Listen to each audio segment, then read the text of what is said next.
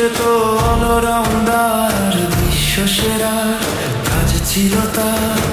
তোমরা হাসলে হাসতো দেশ, কাঁদলে ভিজতো বাংলাদেশ।